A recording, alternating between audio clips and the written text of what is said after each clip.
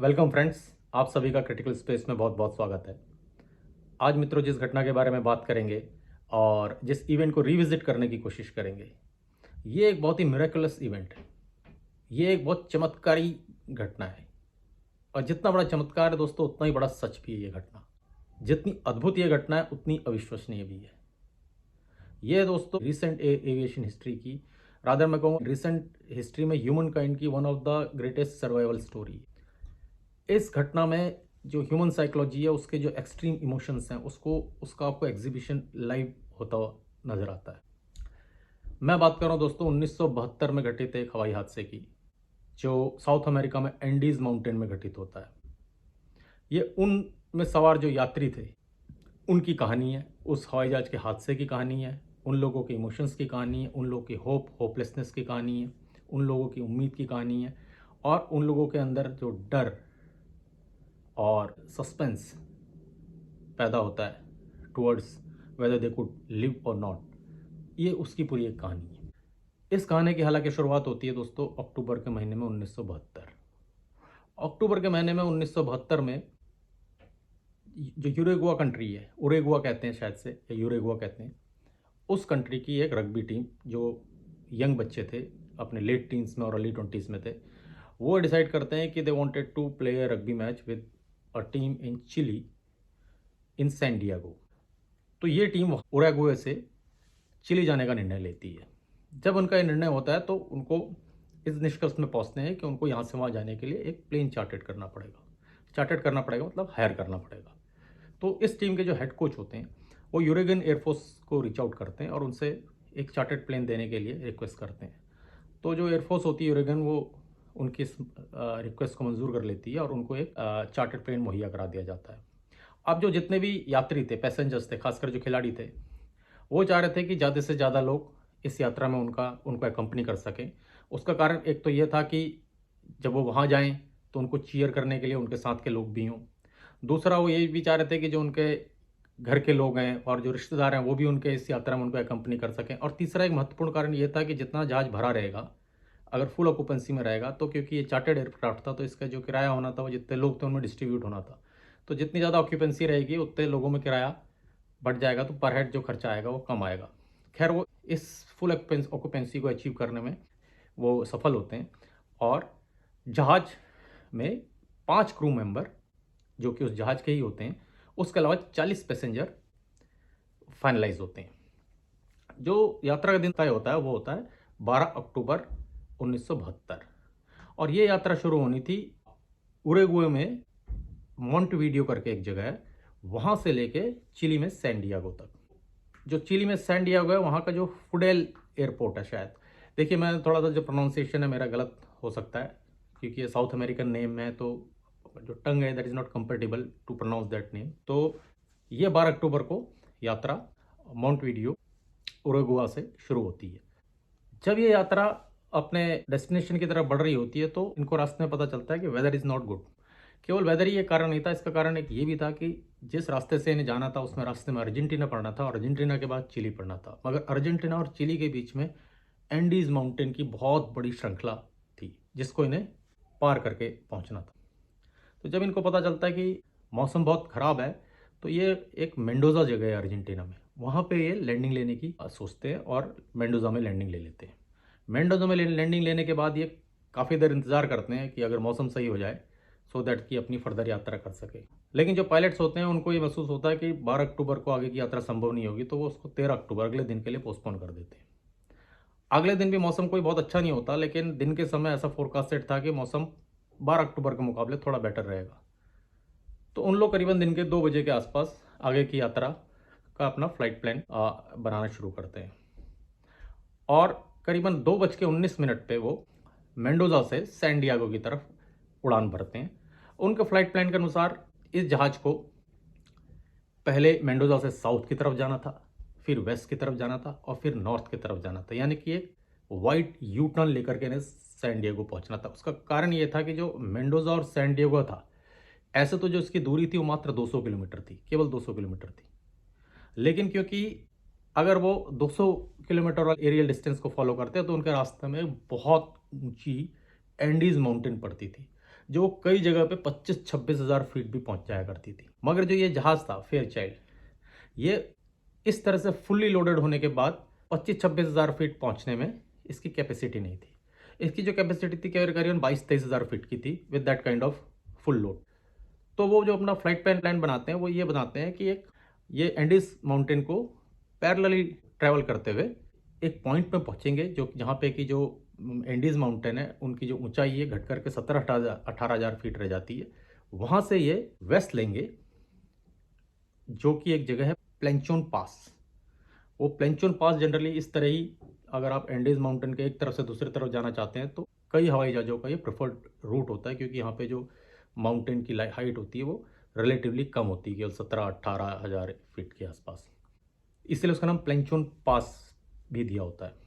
तो इनका ये होता है कि मेंडोजा से एक रेडियो बीकन पॉइंट है मेलारगुआ, वो मेंडोजा प्रोविंस में ही पड़ता है और वो अर्जेंटीना की तरफ पड़ता है। वहाँ से प्लेंचोन पास लेंगे और एंडीज माउंटेन को क्रॉस करके चिली में पहुंचेंगे, और चिली में एक और रेडियो बीकन है जिसका नाम है कुरिको, और ये वहाँ से फिर नॉर्थ लेकर के सैन डिएगो की तरफ डिसेंड करेंगे और सैन डिएगो के फुडेल एयरपोर्ट में लैंडिंग लेंगे।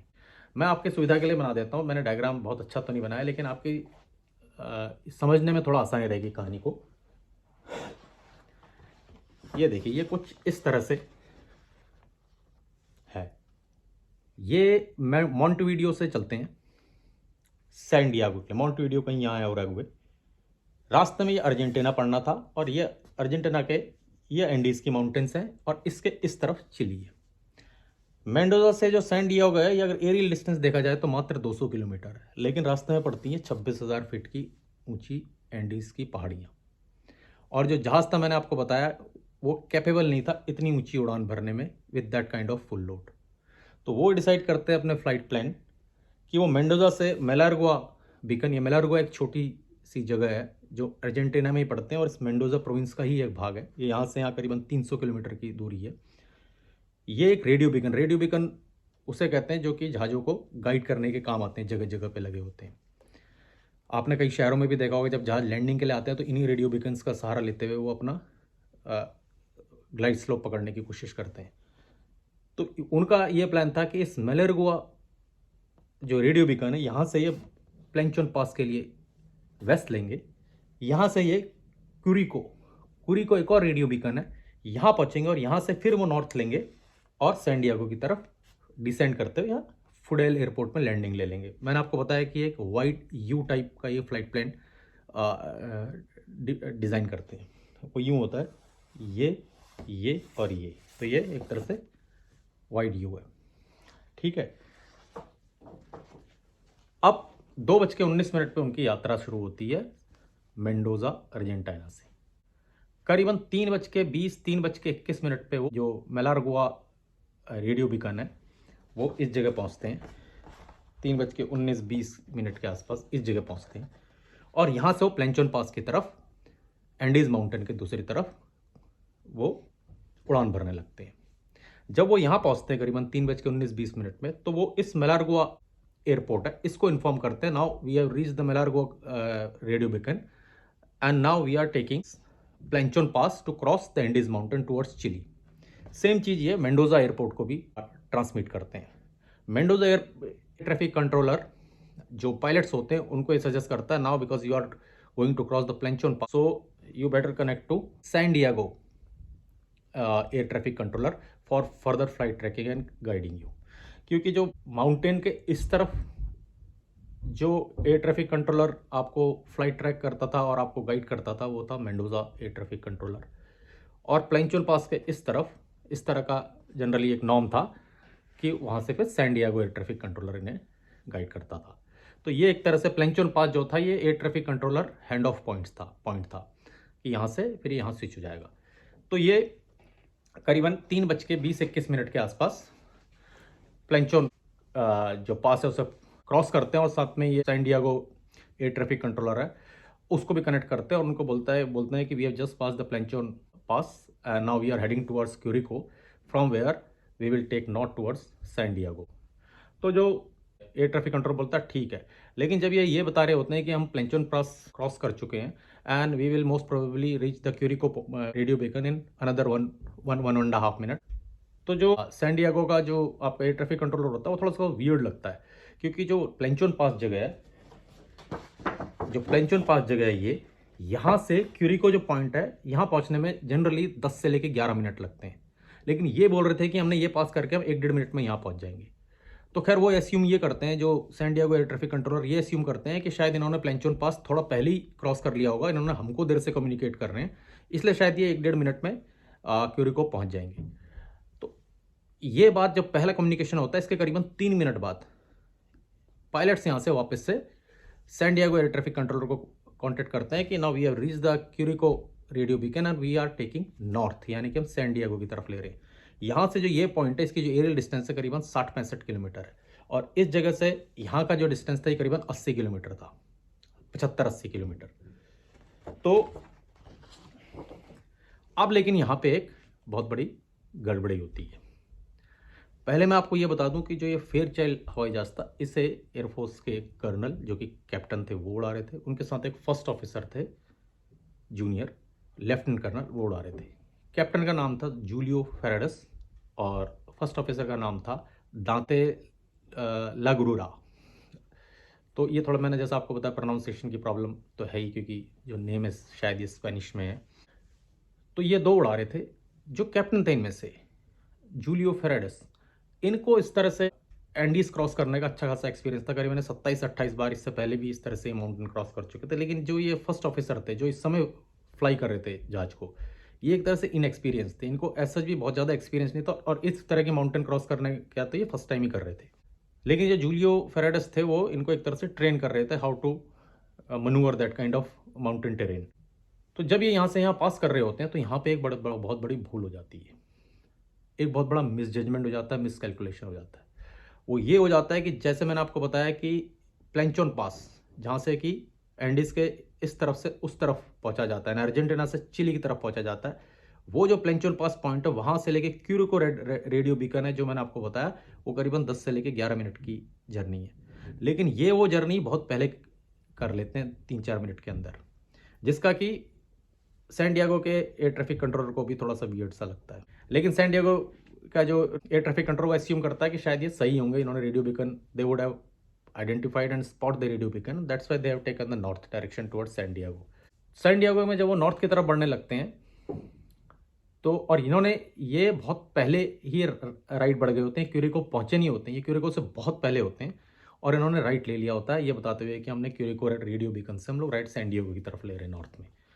थोड़ी देर में ये San Diego air traffic controller को डिसेंट की अनुमति मांगते हैं। जैसे मैंने आपको बताया उस जगह से क्यूरिको से जो सैन डिएगो केवल 70-80 किलोमीटर है, और जो इनकी हाइट थी मैंने बताया आपको 18,000 फीट पड़ता था, तो 18,000 फीट की ऊंचाई पे थे, तो इनको एक नेचुरली डिसेंट चाहिए था सो दैट कि ये सैन डिएगो में के एयरपोर्ट के पास पहुँचते पहुँचते ये जो परफेक्ट एक प्रॉपर ग्लाइडिंग स्लोप है उसको कैच कर सकें।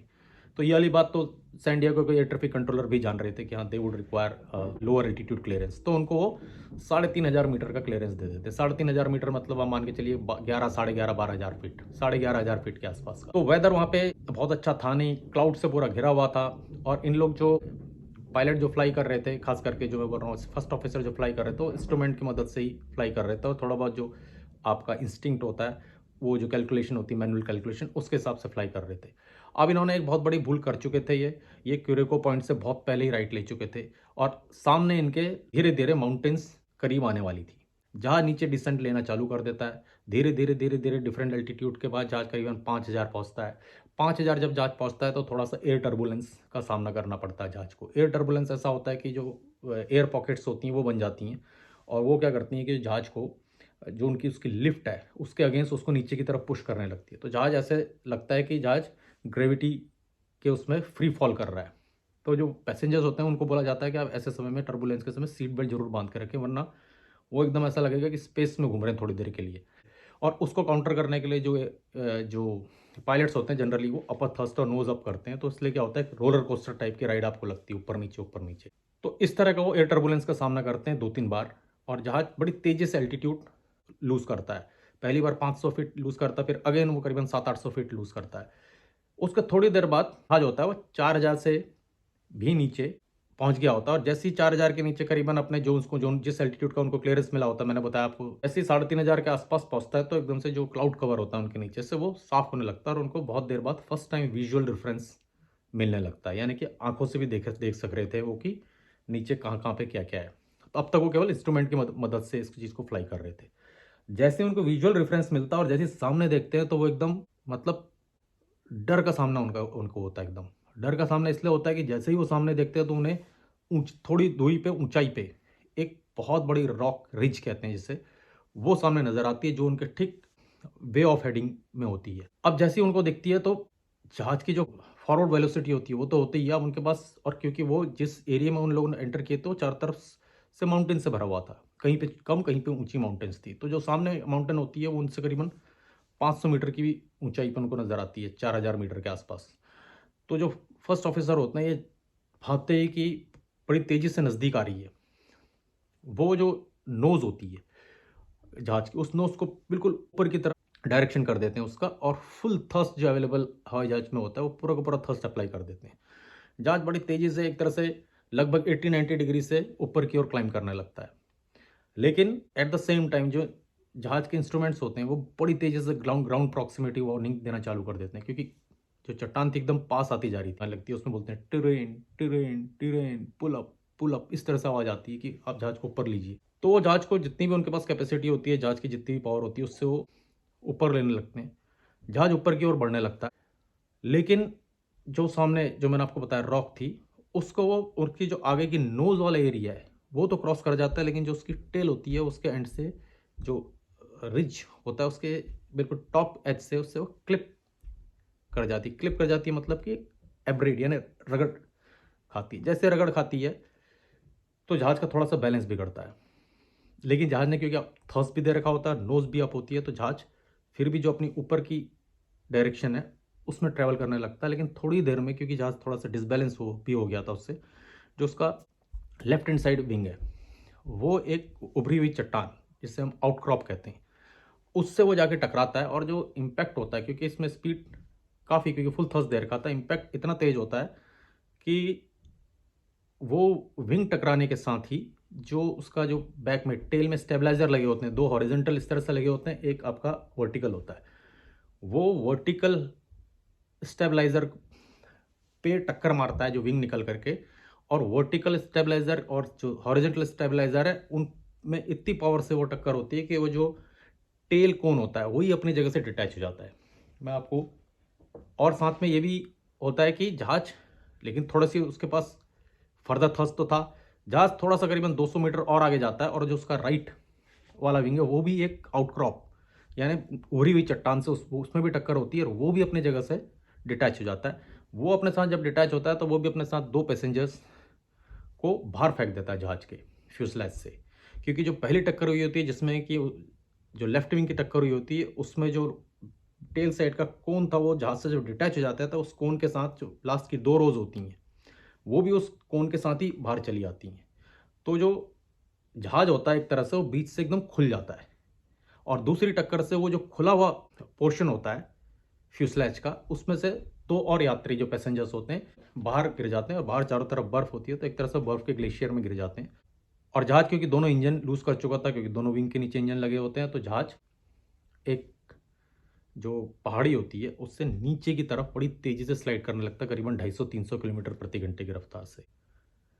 और वो उतनी ही रफ्तार से थोड़ी दूर चलने के बाद, करीबन 1.25 किलोमीटर चलने के बाद, एक आइस बैंक यानी एक आइस की चट्टान होती है उससे टकराता है, और कॉकपिट वाला एरिया अंदर की ओर पूरा क्रश हो जाता है उस टक्कर से, और जहाज जाकर के फिर रेस्ट में आता है, यानी कि उस जगह पे जाके जहाज रुकता है।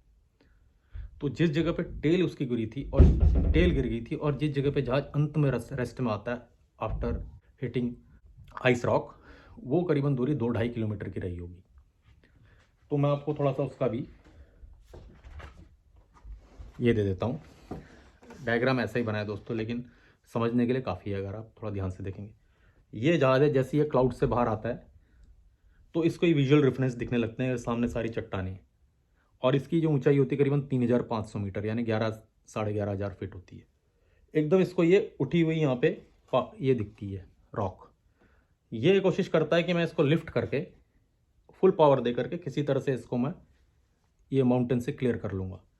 लेकिन पूरी कोशिश करने के बाद भी होता क्या है कि इस जगह पे, इस जगह से जो इसकी टेल वाला एरिया वो क्लिप करता है, यानी कि एक तरह से एक पंच, आप समझ लीजिए उस जगह पे पंच लगता है। इससे पंच लगता है तो डिसबैलेंस होता है, लेकिन जहाज की जैसे मैंने बोला कि थ्रस्ट फुल दे रखा था तो जहाज थोड़ा सा आगे बढ़ता है, ये आउट क्रॉप यानी चट्टान निकली हुई थी, इस जगह से इसका लेफ्ट हैंड विंग टकराता है। ये लेफ्ट हैंड विंग इतनी इम्पैक्ट से टकराता है कि ये पूरा इससे टकराने के बाद ये जो वर्टिकल स्टेबलाइजर और हॉरिजॉन्टल स्टेबलाइजर इससे टकराता है, और ये जो पीछे का पूरा भाग होता है ये वाला भाग पूरा ही जहाज से बाहर आ जाता है, और ये फ्यूसलेज जो होती है इस तरह से ओपन हो जाती है, और ये वाला भाग यहाँ कहीं गिर जाता है। ये देखिए ये टेल का जो भाग है, और इसके साथ दो रोज, जो सबसे आखिरी की दो रोज होती है, वो उसमें बैठे हुए लोग भी बाहर इस तरह से छिटक के इधर गिर जाते हैं। थोड़ा आगे जहाज बढ़ता है तो यहाँ पे एक और चट्टान थी, इससे इसका राइट विंग टकराता है, और राइट विंग भी अपनी जगह से डिटैच हो जाता है, और उसके साथ भी एक दो यात्री फ्यूसलेज से बाहर गिर जाते हैं यहाँ कहीं। और फिर अंत में जहाज एक जो ग्लेशियर समझ लीजिए उससे स्लाइड डाउन करते हुए यहाँ पे एक आइस की एक चट्टान होती है, उससे जाके टकराता है, और यहाँ पे आके वो रेस्ट में आता है जहाज। और ये जो फ्यूसलेज है ये फिर भी काफ़ी हद तक एक सिल्वर लाइनिंग ये थी कि ये फ्यूसलेज एरिया इंटैक्ट रहता है, इसको बहुत ज़्यादा नुकसान नहीं होता इस इम्पैक्ट से। आगे का ये क्रश हो गया होता अंदर की तरफ कॉकपिट वाला भाग।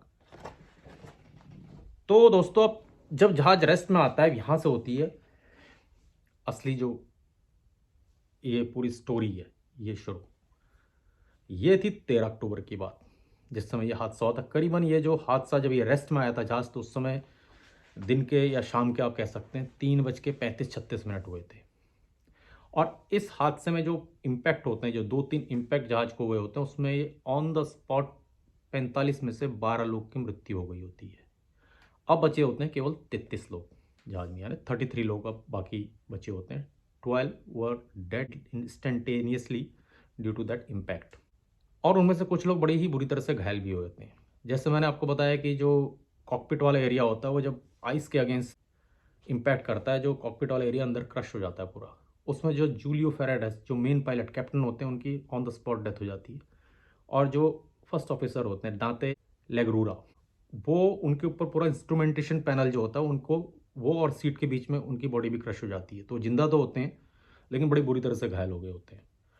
उसके अलावा 3-4-5 यात्री और थे जो बहुत बुरी तरह से घायल हुए थे। इसमें इस कहानी के एक मेन कैरेक्टर है नेंडो पेरोडो। वो इस घटना में सर पे उनके चोट लगती है, वो जख्मी होते हैं, और वो एक तरह से बेहोश हो जाते हैं, कोमा में चले जाते हैं आप कह सकते हैं। अब क्या होता है, जो बचे हुए यात्री होते हैं जब वो सारे लोगों को चेक करते हैं कौन कौन बच गया है, तो वो पाते हैं जब कि कुछ लोग तो मैंने आपको बताया कि पीछे ही गिर गए थे, 6-7 लोग। उसके अलावा ये तो पता ही था कि 40 यात्री हैं और 5 क्रू मेंबर हैं। तो जो वहाँ गिर गए थे उनको, उनके अलावा जो भी लोग बच गए थे, जो भी लोग की डेथ हो गई थी, वो क्या करते हैं कि उनकी जो बॉडीज़ होती हैं उनको वहाँ से बाहर निकाल करके फ्यूसलेज वाले एरिया से, मैंने बोला ये फ्यूसलेज खुली हुई फ्यूसलेज है क्योंकि बाहर वाला भाग तो निकल गया टेल, अब ये एकदम खुला हुआ एरिया, ये यहाँ से निकाल करके जहाँ पूरी बर्फ़ जमी हुई है तो यहाँ उनकी बॉडीज़ बाहर बर्फ़ में डालते जाते हैं।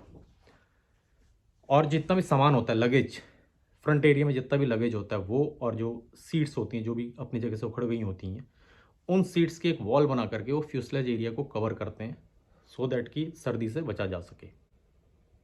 अब क्या होता है, जो नेंडो पेरेडो होते हैं इनको भी, जो इनके बाकी यात्री साथी थे वो इनको मरा हुआ समझ लेते हैं, और इनको भी वो वैसे ही बाहर जो बर्फ़ होती है उसी में लिटा देते हैं। तो जिनका सर होता है वो बर्फ़ से टिक जाता है। ये थोड़ा 2-3 दिन बाद बड़ा इंपॉर्टेंट होने वाला था। और फिर क्या होता है कि ये जितने बाकी लोग होते हैं वो इस होप में कि अब हमारा जहाज अगर सैन डिएगो नहीं पहुंचेगा तो चिलियन एयरफोर्स, इवन यूरोगियन जो इनकी पेरेंट कंट्री थी वहाँ की एयरफोर्स, और जो जहाँ से जहाज उड़ा था मेंडोजा यानी अर्जेंटीनियन एयरफोर्स या रेस्क्यू टीम्स, इनको सर्च जरूर करेंगी और मोस्ट प्रोबेबली ये मिल जाए। अब क्योंकि ये ट्रैफिक कंट्रोलर की जो बातचीत हो रही होती है उनमें से काफ़ी यात्री इस चीज़ को सुन भी रहे होते हैं, क्योंकि ये छोटा जहाज होता है चार्टर टाइप, तो इसमें ऐसे कॉकपिट बंद नहीं होता, वो बस पायलट के लिए जगह होती है, उसके पीछे सीट्स लगी होती हैं। और वैसे भी 1972 में कई जहाज़ों में इस तरह कॉकपिट बंद करने का ये नहीं था, प्रोटोकॉल नहीं हुआ करता था। बहुत सारे जहाज में कॉकपिट खुली और ये तो मिड साइज जहाज़ था, charter type, this was not a big passenger jet. तो कई लोगों को जो बातें हो रही होती हैं, किस जगह पहुँचे हैं, उनकी जो पोजीशंस थी, उसकी एक रफ जानकारी होती है। उनको ऐसा लगता था कि जैसे कि पायलट ने बोला था मैं क्यूरिको पॉइंट पहुँच गया हूँ, मैं राइट ले रहा हूँ। तो लोगों को ये लगा था कि ये चिली के बहुत नज़दीक है और जो जहाँ पे जहाज़ गिरा है चिली की सीमा के अंदर ही कहीं गिरा है और कहीं आस-पास ही से जो चिली का रिहायशी इलाका वो भी शुरू हो जाता होगा। ऐसा उनको इल्यूज़न था उनकी बातों से। लेकिन हुआ यूँ होता है क्योंकि इन्होंने क्यूरिको पॉइंट ना जाकर उससे बहुत पहले ही राइट टर्न ले लिया होता है। इसलिए जहाँ पे इनका जहाज़ अंत में आकर के गिरा होता है, वो चिली की सीमा में ना पड़ के अर्जेंटीना की सीमा में पड़ती है वो जगह, एंडीज़ माउंटेन की। तो ख़ैर इन लोगों को होप होती है कि जहाज़ आएँगे। अगले दिन ये देखते हैं कुछ एक जहाज़ भी ऊपर से चक्कर लगा के जाते हैं। इनमें से कई लोग ऊपर बाहर निकल के इशारा भी करने की कोशिश करते हैं। फिर उसके अगले दिन भी इसी तरह से 3-4 बार जहाज़ों का आवाजाही होती है इनके ऊपर से और उसके अगले दिन भी इस तरह से 3-4 बार आवाजाही होती है। इन लोग इशारे भी करते हैं। लेकिन होता यूँ है कि जो ऊपर से जहाज़ इनको को सर्च के लिए रेस्क्यू के लिए निकले थे, वो जहाज़ को एक तो जो इनकी लास्ट पोज़ीशन पता थी पायलट्स द्वारा, वो थी कोई क्यूरिको पॉइंट से उन्होंने राइट लिया था। तो उनका जो फोकल पॉइंट ऑफ सर्च था, वो ये ना हो के दूसरा था। दूसरी बात ये कि जो जहाज़ था वो सफ़ेद रंग का था और ऊपर से बर्फ़ की सफ़ेद चादर में ढक गया था। तो उससे उनको ऊपर से डिटेक्ट करने में बड़ी मुश्किल रही होगी, तो इसलिए उनको वो डिटेक्ट नहीं हो पाया होगा, ये भी एक कारण था। और दूसरा कारण था वो इनका शायद से जिस एरिया में ये गिरे थे, वो उनका शायद से फोकल पॉइंट ऑफ रेस्क्यू या सर्च रहा भी नहीं रहा होगा क्योंकि जो उनका फर्स्ट प्रायोरिटी रही होगी वो उस एरिया में रही होगी जिस एरिया में फर्स्ट ऑफिसर थे उन्होंने शुरू में जो बताया था। तो खैर जो भी था, 2-3 दिन जहाज आने के बाद भी इनकी कोई स्पॉटिंग नहीं हो पाती उन जहाज़ों के द्वारा। इतने में तीसरे दिन में क्या होता है, जो मैंने आपको बताया नेंडो पेरेडो, जिनको इन्होंने मृत समझ के बाहर रख दिया होता है, उनको अचानक होश आ जाता है। हुआ ये होता है कि उनके सर पे इंजरी आई होती है और ब्लेसिंग इन डिस्गाइज ये हुई होती है कि इन लोगों ने उनके शरीर को बर्फ़ में रख दिया होता है। क्योंकि उनका जो सर के ऊपर ढेर सारी बर्फ़ थी, तो उससे हुआ यूँ होता है कि जो इस इंजरी के कारण स्वेलिंग होती है और स्वेलिंग के बाद जो ब्रेन और बाकी इस समय बाकी कॉम्प्लिकेशन होते हैं, वो होने से बच गई। इसलिए ये 2-3 दिन में ये होश में आने में कामयाब हुए थे। जैसा आप देखते हैं कि खेल के मैदान में जब बहुत तेज़ इंजरी हो जाती है तो जो इनके फिज़ियोथेरेपिस्ट होते हैं दौड़ के मैदान में आते हैं और बर्फ़ का एक वो लेके आते हैं जो इनको बर्फ़ लगाते हैं तुरंत, सो दैट कि स्वेलिंग ना हो और बाकी का गेम जब तक भी हो सके वो खेल सकें। तो यही चीज़ यहाँ पे भी काम आई थी कि उनकी स्वेलिंग होने से बर्फ़ ने बचा ली थी और इस कारण उनकी जान भी बच गई। जैसे ही वो उठते हैं, बाकी लोगों से पूछने लगते हैं कि ये मेरी मदर कहाँ है? क्योंकि मैंने आपको बताया कइयों के रिश्तेदार, कइयों के घर के लोग भी इस यात्रा में साथ चले थे। तो उनमें से नैंडो पेरेडो भी ऐसे शख्स थे जिनकी कि माता यानी मदर और उनकी छोटी सिस्टर, वो भी उनको एक्कम्पनी कर रही थी सैन डिएगो की तरफ। तो इसमें से एक और बड़ा इंपॉर्टेंट शख्स है रॉबर्ट कैनेसर। रॉबर्ट कैनेसर नैंडो को रीच करते हैं। सब लोग पहले तो बहुत खुश होते हैं कि चलो एक यात्री और हमारे साथ का ज़िंदा है और उनसे बोलते हैं कि योर मदर इज़ डेड। तो इनको बड़ा दुःख होता है, तो वो पूछते हैं कि वेयर इज़ माई सिस्टर, मेरी बहन कहाँ है? तो बोलते हैं कि वो भी ज़ख्मी है, उनकी भी हालत बहुत अच्छी नहीं है और वो भी आराम कर रही हैं लेकिन वो ज़िंदा हैं। तो ख़ैर उनको थोड़ी तसल्ली मिलती है। एक चीज़ मैं आपको और बता दूँ कि जब ये 13 अक्टूबर को जहाज़ गिरता है, तो उनमें से जैसे मैंने बताया कि जो लोग ऑन द स्पॉट मर गए थे, उसके अलावा भी कुछ लोग थे जो बड़ी बुरी तरह से घायल थे। उनमें से भी 13 की रात को और 14 की सुबह के आसपास 4 लोगों की मृत्यु हो जाती है और जो एक पायलट जो दांते लेगरूरा जो थे, जिनकी हालत बहुत ख़राब थी, उनकी भी मृत्यु जो 14th की नाइट को हो जाती है। तो इस तरह से जो 33 में से 5 लोग यानी 33 में से 5 लोग की और डेथ हो जाती है, इंजरीज़ से, पेन से, भूख से भी, ठंड से भी। और अब उनके पास केवल 28 यात्री बचते हैं। और जब जो सर्वाइवर्स जब बाद में अपने ये सब घटना जब पूरी हो जाती है, तो उसके बाद जब सर्वाइवर्स का इंटरव्यू होता है लेटर ऑन, तो उसमें कई सर्वाइवर का ये कहना था कि जो इनके फर्स्ट ऑफिसर यानी जो को पायलट थे, दांते लगरूरा, वो जो बाकी के पैसेंजर्स थे उनको बोल रहे थे could you please find my pistol and shoot मी, यानी कि मेरी पिस्टल ढूंढ सकते हो आप, कहाँ पे है मुझे मिल नहीं रही और क्या आप उसे ढूंढ करके मुझे शूट कर सकते हो। मतलब उनको पेन इतना था, इतनी उनको तड़प थी कि वो चाह रहे थे कि किसी तरह से इस पेन से छुटकारा मिले, तो मेरी पिस्टल मिले तो इन लोग में से कोई मुझे अगर गोली मार दे। क्योंकि जो ये आर्म्ड फोर्सेस के जो पायलट होते हैं, इन लोग इस तरह से अपने साथ ये छोटा वेपन लेके चलते ही हैं। तो खैर, अब जब ये तीसरा दिन होता है तो इनको उम्मीद फिर भी होती है, अभी 28 लोग बचे थे कि शायद हमको बचा लिया जाएगा। अब जद्दोजहद होती है कि ये देखने की उनके पास कुल मिला के खाना कितना है, क्योंकि सबसे इम्पोर्टेंट खाना होता है कि उनके पास खाने पीने की कितनी चीज़ें। तो वो सारी की सारी चीज़ें जितनी भी उस फ्रंट एरिया में कि जितनी बैगेज में होती हैं, जितने भी लोगों के पास पर्सनल बैग्स में होती हैं, या जो ब्रीफ केसेस होते हैं उसमें, या सूट केसेस होते हैं जितने भी वहाँ पे अवेलेबल उसमें होती हैं, उस सारे को कलेक्ट करके जब वो काउंट करना शुरू करते हैं तो उनको पता चलता है कि करीबन 8-10 डिब्बे उनके पास चॉकलेट्स के निकलते हैं, कुछ एक डिब्बे उनके पास एलिमेंट्स के निकलते हैं, थोड़े बहुत डेट्स निकलते हैं, थोड़े बहुत ड्राइड प्लम्स निकलते हैं। प्लम्स मतलब जो पुलम होता है हमारे देश में, ड्राइड प्लम्स निकलते हैं, थोड़ी बहुत वाइन की बोतल्स निकलती हैं, थोड़े सिगरेट के डिब्बे निकलते हैं, और इसी तरह से थोड़े बहुत इनके एनर्जी स्नैक्स जो होते हैं उसके एक आध डिब्बे निकलते हैं, और होते हैं कुल मिला के 28 पीपल। अब उनको ये तो समझ में आ जाता है कि 3 दिन इन्होंने सर्च की, 1-2 दिन से कोई सर्च नहीं हो रही है, तो इनको ये समझ में आ जाता है जाने कब तक ये सर्च हो और कब तक हम इनको मिलें, और जब तक भी हमें यहाँ रहना है, हमें ज़िंदा रहना है। तो ज़िंदा रहने के लिए उन लोग आपस में डिसाइड करते हैं कि जितना भी आइटम हम बराबर सब लोग आपस में डिस्ट्रीब्यूट कर लेंगे, लेकिन एक बात का ध्यान रखेंगे कि जो भी आइटम बड़ा धीरे धीरे कंज्यूम करेंगे, सो दैट कि जितना ज़्यादा हो सके उतना ज़्यादा चले। तो इस तरह की उन लोग की एक अंडरस्टैंडिंग होती है, और आपस में वो बराबर डिस्ट्रीब्यूट करके रैशनिंग टाइप जिसे हम कहते हैं वो कर देते हैं। तो इसमें भी एक सर्वाइवर जो नैंडो थे, वो अपने बात के इंटरव्यूज़ में बताते हैं कि मेरे पास जो एक चॉकलेट, ये पीनट चॉकलेट बार थी छोटी, वो मैंने एक पीनट चॉकलेट बार 3 दिन चलाई थी। शुरुआत में मैं केवल जो उसका ऊपर का भाग चॉकलेट होता है वो धीरे धीरे खा के, मतलब मुंह में रखता था, उसको बड़ी देर तक मुंह में डिज़ोल्व करता था, फिर धीरे धीरे से स्वॉलो करता था। इस तरह से मैंने शुरू के 2 दिन गुजारे, और बोलते हैं आखिरी दिन यानी कि तीसरा दिन तो मैंने केवल जो पीनट के ऊपर थोड़ा सा चॉकलेट लगी थी उसी को ही मैंने पूरे एक दिन कंज्यूम किया। मतलब that was the kind of situation they underwent. तो तभी मैंने आपको बोला कि ये बड़ी ज़बरदस्त सर्वाइवल की स्टोरी है। तो इस तरह से इनका आगे का जो प्लान होता है ये चलता है। साथ में इन लोग को क्या होता है कि जो अब इन लोग को अलग अलग चीज़ों की भी ज़रूरत होती है, जैसे कि बर्फ़, ज़मीन में बर्फ़ पड़ी है लेकिन बर्फ़ तो खा नहीं सकते, हाइपोथर्मिया का खतरा है। डायरेक्ट ठंडी बर्फ़ डालेंगे तो उस बर्फ़ को काउंटर करने के लिए शरीर जो गर्मी पैदा करेगा उसमें एनर्जी जाएगी, तो वो एनर्जी जो ड्रॉ होगी उसके कारण फिर कमजोरी होगी। इसलिए इन्होंने जहाज़ में जो अलग अलग चीज़ें इनको मिलती है उससे ये अपने इम्प्रोवाइज़ करके मेक शिफ्ट चीज़ें अपने काम की बनाते रहते हैं। तो वैसे ही ये पानी को लिक्विड फॉर्म में लेके आने के लिए ये क्या करते हैं, जो सीट के पीछे जो टिन की शीट लगी होती है, एल्यूमिनियम या टिन की शीट लगी होती हैं, उनको निकालते हैं, उनको बेंड करके ये उस पर बर्फ़ रख करके दिन में जो धूप आए उससे जितनी बर्फ़ पिघले नीचे कंटेनर रख के उसमें वो पानी इकट्ठा करके बस एक दो सिप सब लोग आपस में बांट करके इस तरह से अपने वो प्यास बुझाने का काम करते हैं। अब धीरे धीरे इनका खाना भी ख़त्म ही होने लगता है, कितने ही दिन चलेगा। और ऐसे ही छठवें या 7वें दिन यानी कि 19 या 20 तारीख के आसपास जो नैंडो की मदर, तो पहले दिन उनकी डेथ हो गई होती है, जो उनकी सिस्टर होती है 6 या 7 डे, उनकी भी तबीयत बहुत ख़राब होती है और उसके बाद वो भी मर जाती हैं।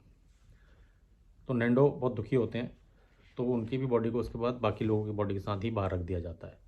अब क्या होता है, जब धीरे धीरे इनका खाना ख़त्म होने लगता है तो उसके बाद उनमें से कुछ लोग सीट के अंदर कॉटन होता है वो खाने की कोशिश करते हैं, जो लेदर के या फैब्रिक के जो चीज़ें होती हैं उनको भी खाने की कोशिश करते हैं, लेकिन उससे उनकी तबीयत और ख़राब होना चालू होती है, क्योंकि जितनी भी सारी चीज़ें होती हैं अलग अलग केमिकल से ट्रीट की हुई होती हैं। तो जाहिर सी बात है, अगर ये पेट में जाएगी तो ये फ़ायदे के ज़्यादा नुकसान ही ज़्यादा करेंगी। तो जब ऐसा होना शुरू होता है और खाना एकदम ख़त्म हो जाता है, तो इनके जो एक टीम मेंबर जो मैंने आपको बताया, रॉबर्ट कनेसर, वो इन लोगों के पास पहुंचते हैं और इनसे बोलते हैं कि देखो, हमारे पास ज़िंदा रहने के ज़्यादा ऑप्शंस मौजूद हैं नहीं, खाना हमारे पास हो गया सारा ख़त्म, जो चीज़ आप लोग खा रहे हो उससे आप ज़िंदा रहने की जगह मौत की तरफ और ज़्यादा तेज़ी से बढ़ोगे, और जो ये हालत हमारी है हम बहुत दिनों इसमें सर्वाइव नहीं कर पाएंगे। ये जो रॉबर्ट कैनेसर होते हैं एक मेडिकल स्टूडेंट भी होते हैं, तो ये उनको सजेस्ट करते हैं कि हमारे पास एक ही ऑप्शन है, वो ये कि जो हमारे साथी जिनकी बॉडीज़ बाहर पड़ी हैं हमको इन्हीं की बॉडी में से फ्लैश लेके खाना पड़ेगा, सो दैट कि हमारे शरीर में प्रोटीन जाए और उससे एनर्जी बने। ये आइडिया सब लोगों को बिल्कुल ही इमोरल, आउट ऑफ प्लेस और अनरिलीजियस भी लगता है इनमें से, क्योंकि कई लोग होते हैं वो बड़े ही कैथोलिक, रोमन कैथोलिक जो होती है उसको मानने वाले, थोड़े रिचुअल फॉलो करने वाले लोग, रिलीजियस लोग होते हैं। अब वो बोलता देखिए मैंने आपको जो मुझे मालूम था रास्ता जिंदा रहने का, क्योंकि जिंदा रहने के इसके अलावा और कोई रास्ता है नहीं आप लोगों के पास। मेरे को जो मालूम था एज ए मेडिकल स्टूडेंट मैंने आपको बता दिया। आप आंख उठा के देख लीजिए, बाहर दूर दूर तक कहीं वेजिटेशन नहीं है, दूर दूर तक कहीं पे अब तक इतने दिनों में हमने कोई एक जानवर भी यहाँ पे फटकते नहीं देखा कि जिसको हम मार के ही अपना गुजारा कर सके। तो अंत में क्या बोलता है ठीक है, अगर आप लोग जो भी चाहें मेरे को तो यही ऑप्शन समझ में आता है। दूसरी बात, जिनको आप अपना दोस्त मित्र कह रहे हैं उनकी जो सोल है वो तो बॉडी छोड़ के जा चुकी है, जिसके साथ आपका राब्ता था वो तो जा चुकी है, अभी एक तरह से केवल बॉडी है बची हुई। और अगर हम जी पाए, भले ही इनके शरीर के ही हम कंज्यूम करके भी जी पाए, तो कम से कम इन लोग हमारे साथ ज़िंदगी में जिंदा रहेंगे हमारे अंदर। तो अपनी तरफ से हर तरह से साइंटिफिकली भी समझाने की कोशिश करते हैं, इमोशनली भी समझाने की करते हैं, स्पिरिचुअली भी समझाने की कोशिश करते हैं, और फिर अंत में निर्णय लेते हैं देखो मेरे को तो करना पड़ेगा ये।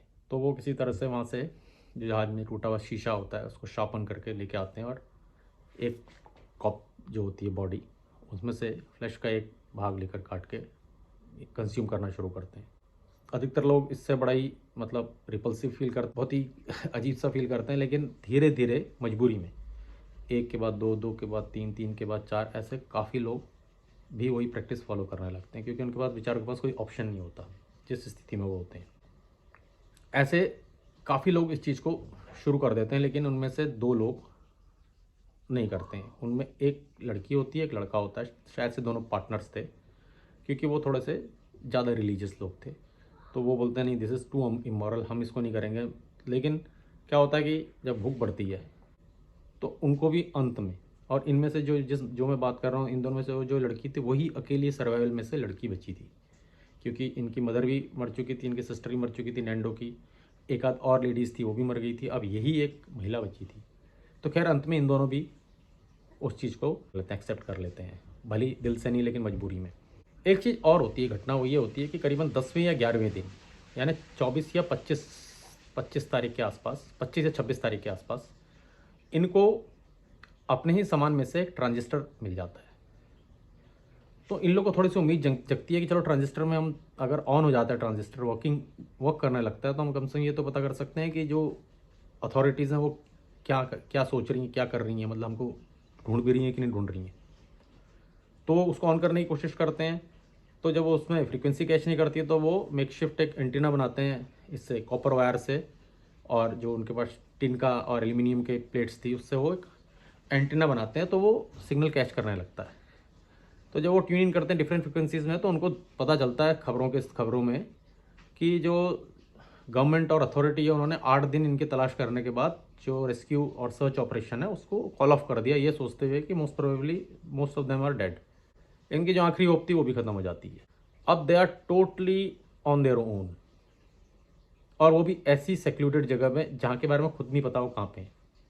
और उनमें से अधिकतर लोग तो ऐसे होते हैं जिन्होंने ज़िंदगी में बर्फ़ भी नहीं देखी हुई होती है, और अधिकतर लोग बड़े वेल टू डू बैकग्राउंड से आए होते हैं, तो उनको इस तरह के हार्श रिगरस ना ज़िंदगी का आइडिया होता है ना एनवायरनमेंट का आइडिया होता है। अब उन लोग, चलो खैर उन्होंने अपने जो ये सूरज की गर्मी से जितना भी पिघलता था उस हिसाब से उन्होंने पानी का तो अपना इंतजाम किया था। खाने का इंतजाम मैंने आपको बताया, जैसे कि वो उसको हम वैसे टेक्निकल भाषा में कैनिबलिज्म कहते हैं, कि सेम स्पीसीज अपनी ह्यूमन को खाता है तो कैनिबलिज्म माना जाता है इसको। वो तो इन्होंने कर लिया था, लेकिन वो भी कब तक। अब ये सब इनका चल ही रहा होता है, कैसे ना कैसे ये रात के समय दिन के समय अपने अलग अलग काम बांट लेते हैं, वो सब करते हैं, और रात के समय फिर ये वापस से उसकी शेड लगा लेते हैं, जितने भी इनके लगेज होते हैं प्लस जो चेयर्स होते हैं प्लस जो और टूटे हुए भाग होते हैं उनसे किस तरह से अपने को शील्ड करने के लिए ठंड से, वो जो खुला हुआ भाग होता है उसको कवर करके अपना एक दूसरे के अगल बगल सो करके एक दूसरे के से जो गर्मी पैदा होती है ज़्यादा लोगों से, उसी से किस तरह से रात गुजारते हैं। ऐसे ही जब ये करीबन 17वां दिन यानी 29 तारीख की रात को क्या होता है कि एवलेंच आ जाता है। एवलेंच होता है मतलब जिसमें कि बहुत सारी बर्फ़ एकदम से टूटती हुई नीचे आती है और बड़ी ही स्पीड के साथ आती है, और वो सारी बर्फ़ आते हुए इनकी जो जहाँ पे सोए होते हैं उसके ऊपर भर जाती है, और जो फ्यूसलेज होता है जैसे उसका करीबन आधा भाग पूरा बर्फ़ से कवर हो जाता है। इनमें से कई लोग उसके नीचे ही दब जाते हैं। मैंने आपको जैसे बताया कि 28 लोग रह गए थे, 28 में से इनकी सिस्टर भी दम तोड़ देती है नैंडो की, तो कुल मिला के 27 लोग रह गए थे। तो जब ये बर्फ़ का एवलांच आता है, इसमें काफ़ी लोग इसके नीचे दब जाते हैं, लेकिन इत्तेफाक से 2-3 लोग ऐसे होते हैं जो इससे बच जाते हैं, और वो 2-3 लोग कम अपने पास ताकत होते हुए भी अपनी पूरी ताकत लगा देते हैं। पहले इक्विपमेंट ढूंढते हैं, जो भी कोई टिन की रॉड मिली या एल्यूमिनियम की कोई शील्ड मिली, ये जो भी इक्विपमेंट उनके हाथ में आता है उसको इम्प्रोवाइज़ करके वो तेज़ी से वर्क को हटाना शुरू करते हैं, सो दैट कि उनके साथ के लोगों को सांस मिल सके। क्योंकि देखिए, पहले ही 11-12 हज़ार फीट जहाँ पे ये थे, उस जगह पे पहले ही जो एयर होती है बड़ी थिन होती है, ऑक्सीजन की कमी होती है। ऊपर से इतनी ज़्यादा ठंड जिससे बॉडी में हाइपोथर्मिया हो सकता है, ऊपर से और बर्फ़ की चादर इनके ऊपर आ गई है, और बर्फ़ की चादर के कारण ऑक्सीजन का जो ये है पैसेज है वो भी बंद हो गया। तो ये बड़ी तेज़ी से, मतलब जब सर्वाइवर्स होते हैं बाद में बताते हैं कि इन्होंने मुश्किल से 5, 7, 10 मिनट के अंदर ही कई लोगों को उसके ऊपर से बर्फ़ हटा दी थी, बड़ी तेज़ी से काम करते हुए। लेकिन उसके बावजूद भी, इतने लोगों से बर्फ़ पर से बर्फ़ हटाने के बावजूद भी, इसमें भी इस तरह के जो एवलांच था, इसमें 8 लोग और की जान चली जाती है। अब इन लोग करीबन 19 लोग रह जाते हैं। साथ में वो क्या करते हैं, जो बर्फ़ के एवलांच के साथ जो बर्फ़ आई थी उसके बीच ही में ये उसको डिग इन करके एक तरह से सुरंग, टेम्परेरी सुरंग जैसी बना लेते हैं, जिससे कि जो कई बीच में जो ब्लिज़र्ड यानी कि अंधड़ कहते हैं वो आता है, तो उससे जो तेज़ हवा आती है, ठंड, उससे ये उनकी मदद हो जाती है, उससे इनको एक तरह से शील्ड मिल जाती है।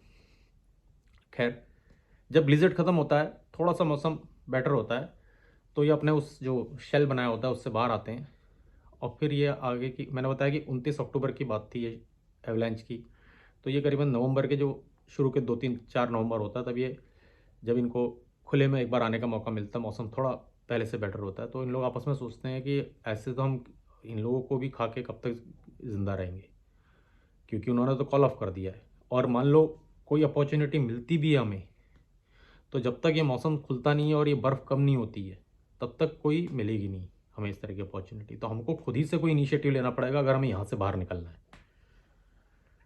तो उन लोग आपस में डिसाइड करते हैं कि थोड़ा सा मौसम और सही हो जाए, तो इनमें से ये डिसाइड होता है कि रॉबर्ट कनेसर, नैंडो पेरेडो, 2 और लोग, मुझे नाम नहीं याद आ रहा, ये 4 लोग वे आउट ढूंढने के लिए यात्रा चालू करेंगे कि यहाँ से कोई जगह मिल जाए, ऐसी कोई पैसेज मिल जाए जहाँ से कि हमें थोड़ा आइडिया आए कि हमारी एग्जैक्टली पोजीशन क्या है और कितनी दूर है। लेकिन इनमें से कुछ लोग का ऐसा मानना होता है, क्योंकि जिस तरह से जहाज आया होता है, जो इन्होंने हवाई जहाज में लास्ट में बातें सुनी होती है, उसको इनको लगता है कि जो इनके वेस्ट में जो पहाड़ी है उसके ठीक पीछे ही कहीं आबादी होनी चाहिए, और चिली जो है उसके जस्ट पीछे होना चाहिए, क्योंकि इनका मानना था कि काफ़ी करीब आ गए थे। जबकि ये कि होते हैं अर्जेंटीना के बॉर्डर में इस समय, लेकिन ये काफ़ी अंदर होते हैं, और ये अस्यूम कर रहे होते हैं क्योंकि इनको भी पता नहीं होता पोजीशन की एग्जैक्टली, और चारों तरफ बर्फ़ होती है, तो ये अस्यूम कर रहे होते हैं कि हम शायद से चिली के पास हैं, एक एक माउंटेन पार करेंगे तो शायद उसके बाद।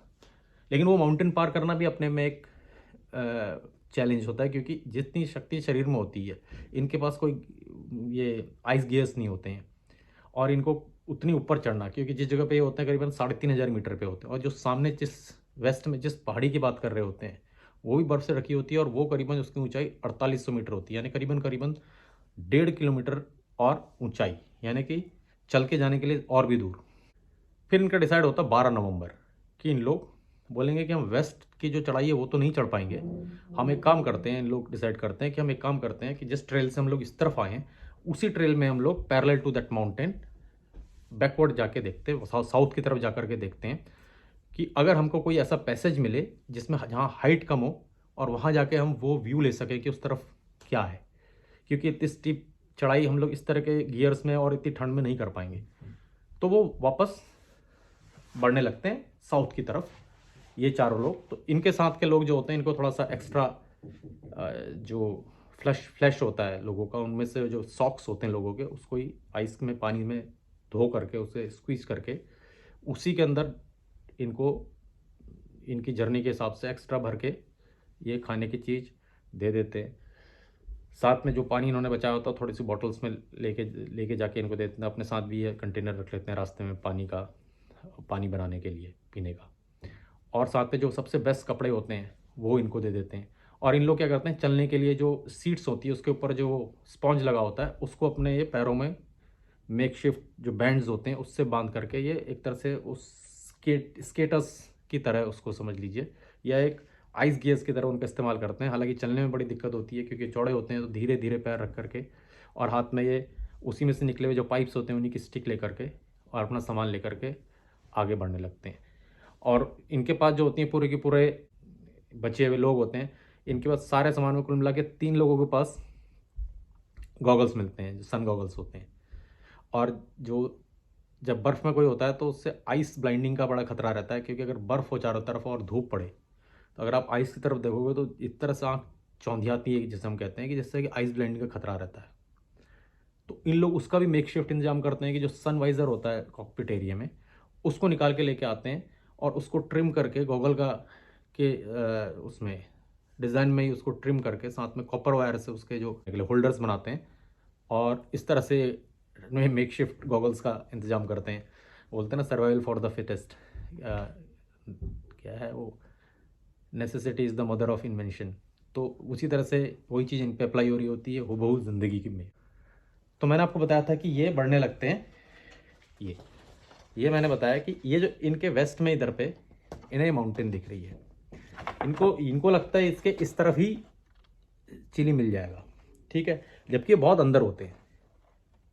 और ये फिर ये फैसला करते हैं कि हम लोग इसको बैकवर्ड जर्नी साउथ की तरफ करते हैं, हमें ज़रूर कहीं छोटी माउंटेन श्रृंखला मिलेगी, माउंटेन रेंज मिलेगी जहाँ से हम एक बार पीक करके व्यू तो ले सकते हैं कि उस तरफ क्या दिखता है, कौन कौन सी जगह कितना दूर है। इसलिए ये यात्रा यहाँ की शुरू करते हैं। मैंने आपको बताया कि जो ये एरिया और ये था इसमें करीबन 2 किलोमीटर के आसपास का दूरी थी, लेकिन वो 2 किलोमीटर चलना भी इस बर्फ़ में कोई आसान काम नहीं था। तो ये वहाँ से चलना शुरू करते हैं 4 लोग और बाकी लोग वहीं रुक जाते हैं। और जैसे मैंने बताया कि 19 लोग थे, इसमें इस बीच भी 1-2 लोगों की और मृत्यु हो गई होती है। करीबन 16-17 के आसपास लोग अंत में, मतलब इस तारीख तक 12-13 नवंबर के आसपास तक बचे होते हैं उस जगह पे। 12 नवंबर को जब ये अपना शुरू करते हैं, तो जब ये शुरू करके करीबन 3-4 घंटे की इनकी यात्रा हुई होती है, तो इनको वो जो टेल का भाग था ये वहाँ पहुँच जाते हैं। तो इनको वो 2 किलोमीटर के पार करने में भी 3-2.5-3 घंटा लग जाता है। जब ये वहाँ पहुँचते हैं तो सारे के सारे लोग, थोड़ी बहुत बॉडीज़ दिखती हैं इनको, जो मैंने बोला था कि आपको पहले गिर गई थी। उसके अलावा ये तुरंत जा कर के जो बैगेज एरिया था वहाँ पे, और जो गैली कहते हैं जहाँ पे ये खाने पीने का सामान होता है जब जहाज़ जाता है उसको गैली कहते हैं। छोटा जहाज़ था तो छोटी सी थी, और बाकी जो बैगेज एरिया था वहाँ पे कुछ सूटकेस और भी थे और ब्रीफकेस थे और लोगों का सामान भी था। तो ये वहाँ पूरा तलाश करना शुरू करते हैं। तो इनकी किस्मत से वहाँ पे इन्हें 7-8 और चॉकलेट के डिब्बे, उसके अलावा इन्हें थोड़े बहुत डेट्स, आलमंड्स, बहुत सारी वाइन बॉटल्स और बहुत सारे सिगरेट के डिब्बे मिल जाते हैं। तो एक तरह से इनका इस हालत में होने के बावजूद भी खुशी का ठिकाना नहीं होता। उसका कारण ये है कि इतने दिनों से ये फ्लैश खा रहे थे अपने ही लोगों का, और इतने दिनों बाद इनको इस तरह की कोई चीज़ मुहैया हुई थी। जब ये खाना शुरू करते तो एकदम इनके दिमाग में आता है, अरे हम तो खा ही नहीं सकते इतनी तेज़ी से, क्योंकि अभी हमें इतने दिन में अब जाने और कितने दिन हमें ऐसे रहना पड़े। तो इसको भी हमें बहुत ही एज ए रैशनिंग करके बड़ी ही किफ़ायत से, यानी बहुत ही कम खा के इसका वो करना पड़ेगा। तो आप खुद सोचिए कि एक आदमी को इतने दिनों बाद रियल खाने की चीज़ मिली हो वो भी नहीं खा सकता। आप समझ सकते हैं कि उन लोगों की क्या हालत रही होगी कि इतना सारा खाना सामने देखने के बावजूद भी दे कुड नॉट ईट दैट। इसलिए वो थोड़ा सा खाते हैं टेस्ट के लिए और थोड़ा एनर्जी के लिए, और बाकी सारा कंजर्व कर लेते हैं फॉर फर्दर पर्पजेज़। उसके बाद वो सारा का सारा अपने साथ लेते हैं वो चीज़ें, और थोड़ी देर रुकने के बाद अपनी आगे की यात्रा शुरू करते हैं।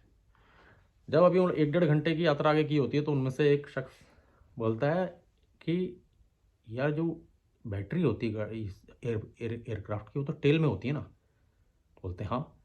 तो बोलते हैं जो एयरक्राफ्ट का रेडियो है वो कॉकपिट में है, तो क्यों ना हम इस बैटरी को लेके चलते हैं और उधर पे कॉकपिट पे जो रेडियो उससे अटैच करके देखते हैं। और अगर ये अटैच होकर वर्क करने लगा तो सोचो कि हम अपने रेडियो सिग्नल्स या रेडियो जो कम्युनिकेशन है वो हम भेज सकते हैं जितने भी पास में एयर ट्रैफिक कंट्रोलर्स हैं, जो बाकी लोग इस फ्रीक्वेंसी में ट्यून इन होंगे, और हमारे पास बहुत जल्दी मदद पहुंच सकती है। बाकी सारे लोग को भी आइडिया बहुत सही लगता, बड़ा ही वायबल आइडिया लगता है कि अगर इस तरह का रेडियो अगर काम करने लगा तो मोस्ट प्रोबेबली 1-2 दिन के अंदर उनको वहाँ से रेस्क्यू टीम आकर बचा के लेके जाएगी। सारे पलट के वापस जाते हैं।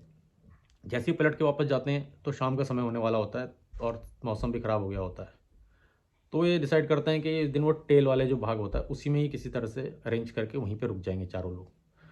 तो वहीं पे रुक जाते हैं चारों के चार लोग। और अगले दिन वो वहाँ से बैटरी डिटैच करते हैं टेल से, और उसको मेकशिफ्ट वो जो कैरी रोप्स होती हैं, टोइंग रोप्स, वो बनाते हैं, वो कपड़े से या जो सामान होते हैं उनसे, ये जो आपके सीट बेल्ट्स होती हैं उनसे, और उसको टो करके लेके जाने की कोशिश करते हैं कि हम लोग लेके जाते हैं। लेकिन जब उनसे वो टो करने लगते हैं तो बहुत भारी होती है, क्योंकि ये 25-30 केजी की होती है। तो इनसे ज़्यादा दूर तक टो नहीं की जा सकती, और बर्फ़ में कहीं कम कहीं ज़्यादा, तो उनको पॉसिबल नहीं लगता कि they could not tow it till the fuselage area. तो मैं आपको जैसे बता रहा हूँ, वो इस जगह से टो करके कोशिश करते हैं, तो इनको इतनी लंबी पहले चढ़नी होती है, फिर यहाँ पे आना होता है। तो ये थोड़ी दूर टो किए होते हैं, तो फिर इन लोग डिसाइड करते हैं कि एक काम करते हैं, बैटरी यहीं रहने देते हैं, जो कॉकपिट में रेडियो है उसको वहाँ से डिटैच करके लेके आते हैं, और इसके साथ फिर हम इसे कनेक्ट करके कोशिश करते हैं अगर वर्क कर जाए तो इन लोग फिर वहाँ पलट के जाते हैं, लोगों को चॉकलेट और ये सब जो इन्होंने यहाँ से मिली होती है टेल एरिया से वो देते हैं, तो सब लोग बहुत खुश हो जाते हैं। लेकिन दिक्कत वही सबके साथ कि बहुत थोड़ा थोड़ा खा सकते थे, बाकी उनको रखना था आगे के लिए। तो जो भी थोड़ा बहुत इलेक्ट्रॉनिक्स और इलेक्ट्रिकल का थोड़ा बहुत जानकारी रखते हैं उन लोग उनको कंपनी करते हैं, और वहाँ रेडियो लेके जाते हैं और उसमें बैटरी में फिट करते हैं और उसको चालू करने की कोशिश करते हैं। अब इन लोग को लेकिन इस बात की बिल्कुल जानकारी नहीं होती है कि जो बैटरी जो होती है वो देती है आउटपुट आपको 25 वोल्ट या 20 वोल्ट डीसी का, और जो रेडियो चलना होता है, ये चलना होता है 115 वोल्ट एसी से। तो दोनों की अगर आप डायरेक्ट उनको आपस में कनेक्ट करोगे तो उनकी कंपेटिबिलिटी नहीं होती है। तो बहुत कोशिश करते हैं, कई घंटों भी करते हैं, लेकिन वो रेडियो काम ही नहीं करता, तो उनका काम नहीं होता, तो बहुत हताश होते हैं। उसके बाद उन लोग सोचते हैं कि अब थोड़ा सा अभी का उन लोग ड्रॉप कर देते हैं प्लान, और क्योंकि उनके पास थोड़ा सा सामान भी आ गया होता है कुछ दिनों और गुजारने का, तो उन लोग ये सोचते हैं कि थोड़ा सा और ये मौसम थोड़ा ठीक हो जाए और थोड़ी सी बर्फ़ और पिघल जाए, तो फिर हम आगे की यात्रा चालू करेंगे। तो मेरा ऐसा मानना है, क्योंकि साउथ अमेरिका में जब यहाँ गर्मी होती है तो साउथ अमेरिका में सर्दी होगी, जब साउथ अमेरिका में सर्दी होती है तो नॉर्थ साइड में गर्मी होती है। तो इसीलिए दिसंबर का भी इंतज़ार कर रहे होते हैं कि थोड़ा सा और मौसम बेटर हो जाए। तो खैर ये लौटते हैं, ये 15-16 नवंबर की बात है, और अपने वहीं पे रहने लगते हैं। धीरे धीरे इनका जो जो फ्लैश ये सब भी होता है, लोग जो इनके साथ के लोगों का, ये भी धीरे धीरे इट स्टार्ट ड्विंडलिंग, कम होने लगता है, और इन लोग को मतलब बहुत अर्जेंसी लगती है कि अब कुछ ना कुछ तो करना पड़ेगा। और जो नेंडो होते हैं इनके, नेंडो पेरेडो, ये कई दिनों से इंसिस्ट करने में लगे रहते हैं, खास करके रॉबर्ट कैनिस्टर को, कि चलते हैं चलते हैं चलते हैं, ढूंढते हैं कुछ तो करें। और इन दोनों थोड़े से कंपैरेटिवली और लोगों के मुकाबले थोड़ा इनकी हेल्थ भी ठीक होती है, और थोड़ा ये उस समय भी ज़्यादा स्ट्रेंथ कह सकते हैं वो महसूस कर रहे होते हैं as compare to other people, और उनसे ज़्यादा थोड़ा सा ये रिस्क टेकिंग एबिलिटी जिसे कहते हैं, और मैं ये कहूँगा कि लाइफ जीने की जो तमन्ना होती है इनकी थोड़ी ज़्यादा होती है। तो ऐसे डिसाइड होता है कि ठीक है, हम दिसंबर के फर्स्ट वीक में तो करना ही पड़ेगा, there is no other option, otherwise we will die here. तो क्या होता है, दिसंबर के में ही इन लोग बोलते हैं यार तुम इतनी दूर जाओगे, आप कितनी दूर है पता भी नहीं है, और ऐसे में अगर तुम्हारे रास्ते में तुमको कुछ हो गया, इनके बाकी साथी बोलते तो हमको कैसे पता चलेगा कि तुमको कुछ हो गया, और हम तो यहाँ इंतज़ार करते रहेंगे, तुम वहाँ पे तुम्हारा क्या हाल होगा। तो भी वो बोलते हैं इतनी ठंड में तो तुम यहाँ, तो चलो फ्यूसलैज है, हम लोग आपस में रहते हैं तो फिर भी रात कट जाती है, मतलब सर्दी से मृत्यु नहीं हुई अब तक कम से कम हमारी। तो ऐसे ढूंढना शुरू करते हैं, तो उन्हें कॉकपिट एरिया में इंसुलेशन मटेरियल मिल जाता है ढेर सारा।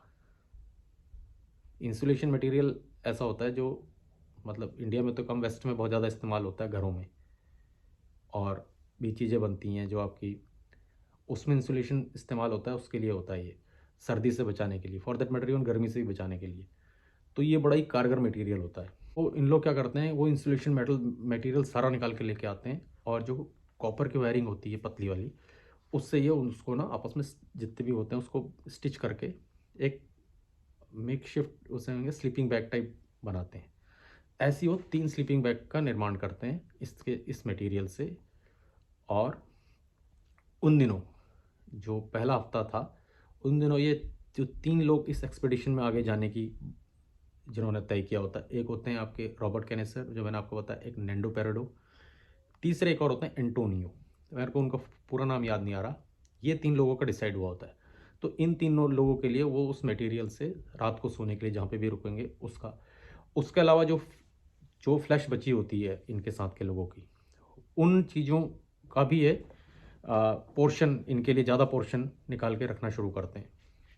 और इन दिनों 4-5 दिन ये उनको कोई काम भी नहीं करने देते, सो दैट कि इनकी एनर्जी कंजर्व रहे, क्योंकि मैंने आपको बताया डेली हर एक की कोई ना कोई एक्टिविटीज़ होती थी, हर एक को काम बांट के करना पड़ता था। लेकिन इन दिनों इनसे बोलते हैं कि नहीं, आप कोई काम नहीं करेंगे। तो आप ये देखिए ना कितना अच्छा टीम वर्क सर्वाइवल के लिए करना पड़ता है, सब प्लानिंग करनी होती है उसका, बहुत ज़बरदस्त। और ये सारे के सारे मैंने बताया कि आपको लेट टीन्स और अर्ली 20s के लोग थे, ये 18 से लेकर 22-23 उम्र के, बिल्कुल जवान। तो ये इनकी जो फर्दर एक्सपेडिशन होता है, ये फाइनल एक्सपेडिशन है एक तरह से, जिसमें डू और डाई, इसका अलावा इनके पास कुछ चारा नहीं होता। ये होता है 12 दिसंबर को शुरू, जो कि करीबन करीबन 2 महीने हो गए होते हैं, क्योंकि ये एक्सीडेंट 13 अक्टूबर को हुआ होता है। इनकी ये जो जर्नी शुरू होती है 12 दिसंबर 1972 में शुरू होती है, जिसमें नैंडो पेरेडो, एंटोनियो एंड रॉबर्ट कैनेसर, ये 3 को ये जर्नी अंडरटेक करनी होती है। तो जाने से पहले सारे लोग एक दूसरे को हक करते हैं, क्योंकि हो सकता है आखिरी बार मिल रहे हों, और उनको सारा सामान देते हैं। और वो अपनी जो जो एल्युमिनियम की जो ये होती है पोल्स होते हैं, उसकी जो स्टिक बनाई होती है, वो सब लेते हैं, सारा सामान रखते हैं। इनको बेस्ट क्लोथ्स इन्होंने ऑफ़र किए होते हैं जितने भी उस जगह पे होते हैं। और इन लोग को तब यात्रा में जाने से पहले नैंडो पेरेडो रुकते हैं थोड़ी देर, और बस जो अपने बाकी के मित्र यहाँ पे रह गए होते हैं, क्योंकि इस समय केवल इनके पास 16 लोग रह गए होते हैं, 45 में से 16 बचे होते हैं। 16 में से इन 3 लोग आगे जा रहे होते हैं, यहाँ पे 13 लोग रह जाने वाले थे। तो नैंडो पेरेडो आते हैं अपने मित्रों के पास और बोलते हैं कि मैं जा रहा हूँ, और मैं अब आप लोग को, क्योंकि शायद मिलना हो ना हो, मैं आप लोग को इजाज़त देता हूँ कि आप जो मेरी मदर एंड मेरी सिस्टर की बॉडी मैंने कंजर्व करके रखी, अब तक मैंने आप लोगों को टच नहीं करने दिया, आप अगर ज़रूरत पड़े तो आप उनको भी कंज्यूम कर सकते हो। आप सोचिए, एक आदमी जो इन लोगों के बीच का, उसने अब तक बाकी की बॉडीज़ कंज्यूम की होती है, उसने कि मेरी मदर और मेरी सिस्टर है, मैं अपने सामने ये काम नहीं कर सकता हूँ ना, मैं अपने सामने होने दूँ करके उन बॉडीज़ को अलग से रखा होता है, so that nobody would touch that bodies, तो उनको कंज्यूम नहीं किया होता है। लेकिन अब देखिए उस बंदे की कि जाते समय वो अपने दोस्त लोगों को ही बोल के जा रहा है कि मेरे जाने के बाद इफ़ यू फील लाइक कि अगर तुम्हें लगेगा तो आप, मेरी तरफ से आपको इजाज़त है, आप इन 2 बॉडीज़ को भी कंज्यूम कर सकते हो। तो आप देखिए ना कहाँ से कहाँ आदमी इस तरह की स्थिति में सर्वाइवल में सोचने लगता है, पहुँचने लगता है, कैसे काम करने लगता है। और ये कहने के बाद सब लोग एक दूसरे को हक करते हैं और फिर ये अपनी आगे की यात्रा में निकलते हैं। इन्होंने वही चूज़ की होती है जो मैंने आपको बताया, वेस्ट में ऊँची माउंटेन है, क्योंकि इनका यही मानना होता है कि इसके पीछे ज़रूर रिहायशी इलाका होगा। लेकिन वो समिट होता है, यानी कि जो टॉप होता है, वो मैंने बताया आपको 4800 मीटर होता है, यानी कि करीबन 1.3 किलोमीटर तो हाइट है, यानी कि जो सामने से जब आप धीरे धीरे चढ़ाई करोगे तो वो कई किलोमीटर होने वाली थी वो उस जगह पहुंचना। तो ये धीरे धीरे शुरू करते हैं, जहाँ तक भी पहुंचते हैं, फिर रात को ये कहीं ना कहीं ये रुकते हैं, फिर अगले दिन यात्रा करते हैं। ऐसे ये तीसरे दिन सवेरे, यानी 15 के सवेरे इन लोग समिट में पहुंचते हैं, सवेरे या दिन के समय। सबसे पहले नैंडो ऊपर पहुंचते हैं। जब वो ऊपर पहुंचते हैं तो वो पूरा हिल जाते हैं, मतलब बिल्कुल ही हताश, शैटर्ड, ब्रोकन, ये हालत हो जाती है जो वो नज़ारा देखते हैं। ऊपर पहुंचने के बाद जो सामने उनको नज़ारा आ रहा था, वो ये आ रहा था कि 360 डिग्री उनको अलग अलग ऊंचाई की पहाड़ियाँ ही पहाड़ियाँ बर्फ से भरी हुई। उनके 3 दिन की जो जितनी मेहनत थी उनको बिल्कुल व्यर्थ नज़र आ रही थी। उनके बाद में एक इंटरव्यू है जिसमें वो कहते नज़र आते हैं कि इतनी ऐसी जगह पे था कि 360 डिग्री मुझे केवल पहाड़ियाँ, सफ़ेद चादर नज़र आ रही थी। अगर कोई आम दिन होता और कोई दूसरी सिचुएशन होती तो मैं इस चीज़ को शायद इन्जॉय करता, लेकिन अब इस वक्त मेरे को इसको इन्जॉय करने से ज़्यादा इस बात का चिंता लगी थी कि मैं अगला कदम कैसे बढ़ाऊँगा। आप सोच सकते हैं कि उतनी ऊंचाई चढ़ने में क्या हालत होगी। तो बाकी को भी बुलाते हैं, बाकी लोग देखते हैं, तो सब लोग हताश होते हैं, और साथ में जो एंटोनियो थे वो भी बहुत थकान महसूस कर रहे होते हैं। अब इनको ये चीज़ समझ में आती है कि एक तो एंटोनियो जो थकान महसूस कर रहे हैं, दूसरा इनको अब ये चीज़ मन में ठान लेता वापस तो नहीं जाएंगे, ठीक है, कभी नहीं देखा हम तब भी आगे फॉलो करके कोशिश करेंगे।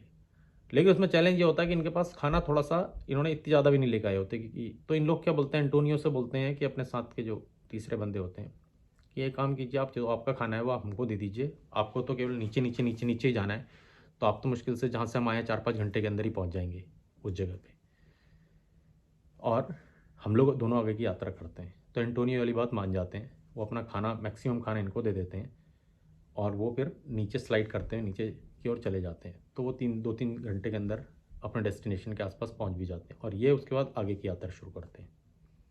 यहाँ से भी आगे की यात्रा बहुत लंबी होने वाली थी। ऐसे ही करते करते वो एक माउंटेन पार करके फिर रुक के फिर दूसरी माउंटेन पार करके, आगे थोड़ी छोटी माउंटेन्स होती हैं, पार करके ये करीबन 20 तारीख के आसपास ये एक ऐसे माउंटेन के पास पहुंचते हैं जहाँ पे कि बर्फ़ की जो चादर होती है वो बहुत कम हो गई होती है। वहाँ से इन्हें जो रॉक होती है, ज़मीन होती है, वो दिखाई देने लगती है। इनकी थोड़ी होप बढ़ती है। ये ढूंढते ढूंढते उस जो ट्रैक है उसको फॉलो करते करते उस जो लास्ट पहाड़ी होती है उसमें चढ़ते हैं और जैसे ही दूसरी तरफ उतर उतर के नीचे उतर रहे होते हैं तभी ये सामने देखते हैं नदी बह रही है और नदी की तरफ दूसरी तरफ इनको दो ये शेफर्ड्स जिसे हम कहते हैं, जो घोड़े के ऊपर दो लोग नज़र आते हैं जो अपने जानवर घुमाने आए हुए होते हैं। वो उनको वेव करते हैं तो काफ़ी देर बाद उनकी नज़र पड़ती है। ये यहाँ से अपनी बात कहने की कोशिश करते हैं लेकिन जो पानी का बहाव होता है उसमें ये अपनी बात एक दूसरे से कम्युनिकेट नहीं कर पाते। शाम भी ढल रही होती है। वो जो होते हैं वो इन्हें बोलते हैं कि हम अगले दिन आएंगे। ये शायद 20 तारीख की बात थी, हम अगले दिन आते हैं, उनके इशारे से बोलते हैं। अब ये मायूस हुए होते हैं। इनको जब आदमी ऐसे स्थिति में हो और आखिरी उम्मीद भी जाते हुए देखो तो आप सोच सकते हो उसकी क्या हालत होगी। इनके दिमाग के अंदर ये चल रहा था कि शायद आएंगे नहीं आएंगे, कल कैसे क्या होगा। अब इनको कोई चारा नहीं बचता कल का इंतज़ार करने के अलावा। थक भी बहुत ज़्यादा गए होते हैं तो ये कोई भी उधर पे कन्वीनियंट प्लेस होती है वो ढूंढते हैं और अपनी रात गुजारते हैं। अगले दिन ये सुबह से ही उस जगह जाकर के इंतज़ार करने लगते हैं। तो दिन के समय करीबन वहाँ पे बहुत सारे लोग घोड़ा लेकर के पहुँचते हैं। तो उन लोग वहाँ से इनको लिख करके देने के लिए कागज़ पेन पेंसिल एक पत्थर में बांध के इनको फेंकते हैं और ये लिख करके बताते हैं कि हम कौन हैं, और ये इस तरफ फेंकते हैं। जब ये उस तरफ पढ़ते हैं तो उनको लगता है ये कौन से एक्सीडेंट की बात कर रहे हैं। क्योंकि आप समझिए कि 22-23 तारीख की बात है, 71 दिन हो गए थे इस एक्सीडेंट को। 71 दिन एक आम आदमी के लिए बड़ी पुरानी बात होती है। अब इन लोग सोचते हैं कि ये भी हाल में, तो तभी इनके साथ के बंदे बोलते हैं कि अरे वो जो एंडीज में हुआ था हादसा 2 महीने 2.5 महीने पहले, तो इनको समझ में आता अच्छा वो है। तो खैर ये वहाँ से इनको इस तरफ अपनी तरफ लेके आते हैं, अपने घोड़े में इनको सवार करते हैं और इनको जो भी रिहायशी इलाका होता है वहाँ पे लेके चलते हैं। और ये सूचना ये वहाँ की जो एयरफोर्स होती है, चिलियन एयरफोर्स, वहाँ तक कम्युनिकेट करवाते हैं। चिलियन एयरफोर्स को जैसे ही पता चलता है तो उनकी एक टीम यहाँ पे रवाना होती है इनसे एग्जैक्टली वहाँ की डायरेक्शन लेने के लिए कि किस तरफ है ये। और इन लोग को बड़े दिनों बाद जो घर का खाना होता है, जो ओरिजिनल फूड होता है, जो इंसान जो खाता है, जो इन्होंने सालों से खाया था, वो कंज्यूम करने का मौका मिलता। तो इनका उसके बाद मानना था कि वो जो पॉइंट था जब हमें खाना मिला तो that was we were so ecstatic कि हमको लगा कि जैसे स्वर्ग ही मिल गया हो। आप खुद सोच सकते हैं कि ऐसी भी हालत होती है जो आपको रोज़ मुहैया है कभी चीज़, और कभी ऐसा हो जाए कि वही चीज़ जब आपको मिले तो आपको लगे कि स्वर्ग मिल गया। बोलते हैं ना कि जितना जितना हम छोड़ दिया करते थे पैमाने में, आज उतना भी मैसर नहीं पूरे मैखाने में। तो वही इनके साथ भी शेयर फिट होता है। तो खैर वहाँ पे जो चिलियन एयरफोर्स के जो रेस्क्यू टीम के लोग होते हैं वो पहुँचते हैं, इनसे जानकारी लेते हैं कि भाई किस तरफ है, तो इनको डायरेक्शन बताते हैं। और 22 तारीख को जो पहला हेलीकॉप्टर रेस्क्यू टीम वो पहुँचती है वहाँ पे। वहाँ पहुँचती है, वहाँ के लोगों का भी ठिकाना नहीं रहता और उन लोगों को इतनी खुशी होती है, सारे के सारे नैंडो और ये रॉबर्ट को दुआएं देने लगते हैं, थैंक यू बोलने लगते हैं। और टीम लेकिन जो होती है 22 तारीख को केवल 8 लोगों को ही वहाँ से रेस्क्यू करके लेके आ पाती है, क्योंकि मौसम उसके बाद फिर बिगड़ जाता है। लेकिन उन लोगों को वो क्लोथिंग और खाने पीने की चीज़ें दे के जाते हैं, तो खैर उनको अगले दिन तक गुजारने में कोई दिक्कत नहीं होने वाली थी। और उसके फिर अगले दिन बाद 23 तारीख को ये बाकी लोगों को भी वहाँ से बाकी जो 6 बच्चे होते हैं उनको उनको भी लेकर के आ जाती है। इस तरह से जो ये पूरा जो रेस्क्यू ऑपरेशन जो कंक्लूड होता है ये 23 दिसंबर को होता है, 72 days after they struck that glacier, their aeroplane struck that glacier. तो इस तरह से 72 दिन की घटना थी जिसमें इनकी इतनी टॉपसी टर्री लाइफ, इतनी रोलर कोस्टर लाइफ, इतने सारे इमोशंस, इतने सारे लोगों को खो देना, कभी होप होना, कभी होपलेसनेस होना, फिर कभी होप होना, और अंत में 2 इनके मित्रों की जाबाज़ी कह लो, उनकी जो लिविंग सर्वाइविंग इंस्टिंक्ट है वो कह लो, उसके कारण इन लोगों की, इतने सारे लोगों की चाल मिल पाती है। तो इस तरह से सारे लोग अपने-अपने इसमें एक तरह से हीरो थे। They all are heroes in their own sense. पर ये जो रॉबर्ट केनेसर है, नैंडो पेरेडो है, ये एक बड़े हीरो बन के आते हैं। तो इस तरह से दोस्तों ये जो 16 लोगों के बचने की कहानी है। ये इस तरह से कंक्लूड होती है। तो दोस्तों ये मेरा पूरा पूरा इस कहानी को लेकर के रिव्यू तो क्या कहूँगा, लेकिन ये आप तक पहुँचानी बड़ी ज़रूरी थी। मैंने अपनी तरफ से कोशिश की कि मैं लगभग सारे पहलू उसके डिटेल में आपके सामने लेके आऊँ, क्योंकि इस तरह की स्टोरीज़ इतिहास में कम ही मिलती हैं, जहाँ पे कि जो बचने वाले लोग होते हैं वो भी ऐसे परिवारों से आते हैं जो जनरली वेल टू डू हों, जिन्होंने इस तरह की हार्श रिगरस इन्वायरमेंट कभी ना देखा हो, उनकी उम्र बहुत कम हो, और उनको साथ में अपने ही साथ के लोगों को, मतलब ये कैनिबलिज्म जिसे हम कहते हैं, उनके फ्लैश पे अपनी ज़िंदगी जीनी पड़े। इसमें एक चीज़ और हुई थी जो इनके बाद में कैनिबलिज्म को लेकर जब ये बात फैली थी कि इन लोगों ने अपने ही साथ के लोगों के से ये की बॉडी के पार्ट्स खा करके अपना गुजारा किया, तो उसका थोड़ा सा आउटरीच हुआ था। लेकिन जब लोगों को धीरे धीरे पता चला कि किन स्थितियों में ये सब हुआ था, कई लोग कोर्ट भी गए, लेकिन बाद में वो सारी की सारी जो कोर्ट की पिटिशंस थी वो भी आधे लोगों ने वापस ले ली या कुछ को कोर्ट ने डिसमिस कर दिया, क्योंकि वो एक सर्वाइवल की घटना थी। 72 दिन ऐसे में सेक्लूडेड प्लेस में रहना कोई, और इतने दिनों तक जिंदा रहना कोई आम बात नहीं है। फॉर दैट मैटर इवन जो रिलीजियस ग्रुप थे उन्होंने भी शुरू में किया था, लेकिन उन्होंने भी अपने जो भी एजिटेशन थे वापस ले लेते। यहाँ तक कि जो चर्चेस भी थे, कुछ जो रेनाउंड चर्चेस थे उस एरिया के, उन्होंने भी बाद में उनको एब्जॉल्व कर दिया था। मतलब कि ऐसा होता है कि लीगल उसमें तो आपको माफ़ कर ही दिया गया है, अगर मान लो आपने मजबूरी में किया, जो गॉड की कोर्ट है उससे भी आपको एक तरह से माफ़ किया जाता है। तो इस तरह से दोस्तों ये पूरी पूरी घटना हुई थी। और एक चीज़ दोस्तों, जो नैंडो पेरेडो थे, नैंडो पेरेडो ने एक एडवेंचर से निकलने के बाद अपने लाइफ में एज ए करियर एक और एडवेंचर को चुना था। वो एडवेंचर था कार रेसिंग। उन्होंने बाकी की अपने जो करियर के 20-25 साल थे वो प्रोफेशनल कार रेसिंग में लगाए थे, और 70s में ही उनकी शादी भी हो गई थी, और उसके बाद उनके 2 बच्चे, 2 डॉटर्स या 2 डॉटर्स। उसके अलावा जो रॉबर्टो कैनेसा जो दूसरे थे, वो मैंने जैसा आपको बताया था वो मेडिकल की पढ़ाई कर रहे थे। उन्होंने आगे मेडिकल की पढ़ाई पूरी करने के बाद मेडिकल फील्ड को ही अपना प्रोफेशन चुना था, और उसके बाद वो अपनी medical as a cardiologist I think medical practice करते रहे थे उसके बाद।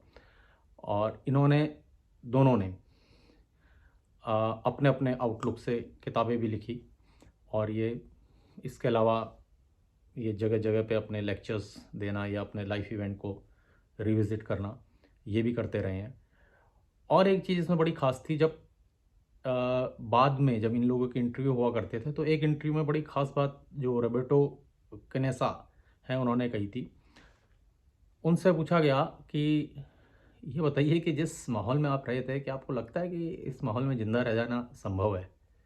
तो बड़ी बात कही थी। कभी कभार क्या होता है, एक लेमन आदमी भी बड़ी बात कर देता है। जब उनसे ये प्रश्न पूछा गया तो बोलते, देखिए अब बड़ी मासूमियत से, कि अगर तो डिसेंट खाना मिल जाए, ये उनका तरीका था कहने का, और अगर पानी का भी इंतज़ाम हो किसी तरह से, और रात को सोने में के लिए बेड का अगर इंतज़ाम है, तो मेरे को लगता है कि जी सकता है आदमी।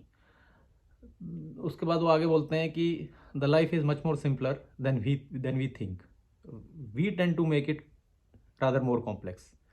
तो देखिए कैसा होता है कि आदमी की जो सीख होती है, क्योंकि वो ऐसे दौर से गुजर के आए थे, तो जब उनसे ये वाला सवाल पूछा गया कि कोई बंदा ऐसे जी सकता है, तो उनके जो जवाब में मासूमियत थी, और साथ में एक बहुत बड़ी बात भी थी।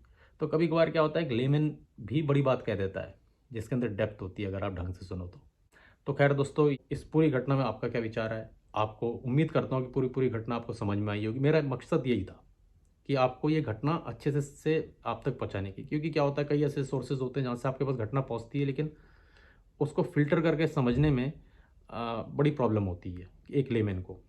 तो उम्मीद करता हूँ दोस्तों ये वीडियो आपको पसंद आया होगा। अगर ये वीडियो पसंद आया है तो दोस्तों इस वीडियो को लाइक ज़रूर कीजिएगा, अपने दोस्तों के साथ शेयर भी कीजिएगा, और ये वीडियो देखने के लिए आपका बहुत बहुत धन्यवाद। अपना ख्याल रखिएगा। Take care. Thank you. Bye bye.